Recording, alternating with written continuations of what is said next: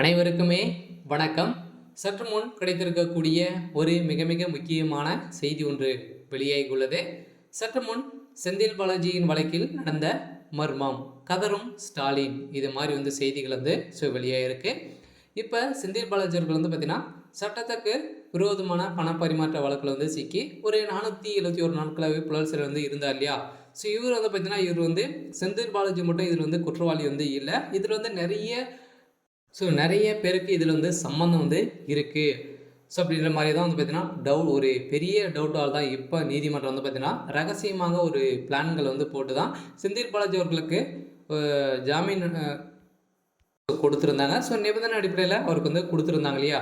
So இப்போ நிபந்தனை அடிப்படையில் கொடுத்துருந்த நிலையில் திமுக செய்த தவறு என்ன அப்படின்னா, முதல்ல அவருக்கு அமைச்சர் பதவி கொடுத்தது தான் ஒரு மிகப்பெரிய தவறாக இருக்குது. இந்த தவறின் அடிப்படையில் இப்போ பார்த்தீங்கன்னா ஒரு மர்மங்கள் ஏற்கனவே ரகசியமாக தான் ரகசிய பிளான் போட்டு தான் பார்த்தீங்கன்னா உச்சநீதிமன்றமே இவருக்கு ஜாமீன் கொடுத்துருந்தாங்க.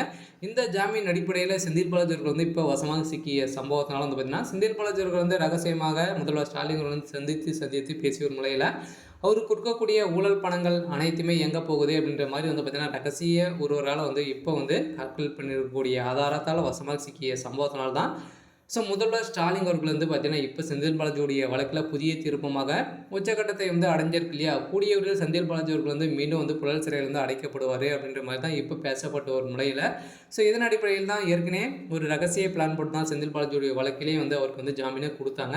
இந்த வழக்கில் முக்கிய புள்ளிகளெல்லாம் பார்த்தீங்கன்னா இப்போ மிகப்பெரிய கும்பலாக தான் இருக்குது அப்படின்ற மாதிரி ரகசிய பிளான் போட்டு தான் இதை செஞ்சுருக்கும் நிலையில் இந்த பிளான் அடிப்படையில் இப்போ திமுகவுடைய கூடாரமே சிக்கக்கூடிய சம்பவம் நடந்திருக்கு. அதனால் செந்தில் பாலாஜியுடைய வழக்கில் இறுதி கட்டமாக கூடியவர்கள் பார்த்தீங்கன்னா இப்போ வருகின்ற ஜனவரி மந்தில் பார்த்தீங்கன்னா அவருடைய வழக்கு விசாரணைக்கு எடுத்துக்கொள்ளப்பட்டு இவருடைய வழக்கில் இறுதி தீர்ப்பாக தான் வழங்க போகிறாங்க. இருந்தாலும் மீண்டும் இவருக்கு கம்பி எண்ணக்கூடிய நிலை வந்தாலும் இதில் சிக்கக்கூடிய திமுக சேர்ந்த முக்கிய புள்ளிகள், திமுக சேர்ந்த அமைச்சர் அனைவருமே சிக்க போகிறாங்க. இதில் மூலக்காரணமாக இருக்கக்கூடியவர் யார் அப்படின்னா முதல்வர் ஸ்டாலின் அவர்கள் ஏற்கனவே பார்த்தீங்கன்னா விரும்பியது அவர் தான் வழக்கு பதிவை செஞ்சிருந்தார் இல்லையா. அதிமுகவில் இருக்கும்போது போக்குவரத்துறை அமைச்சராக இருக்கும்போது இவர் நிறைய ஊழல் செஞ்சிருக்காரு அப்படின்ற மாதிரி இவர் தான் வழக்கு பதிவை செஞ்சிருந்தார்.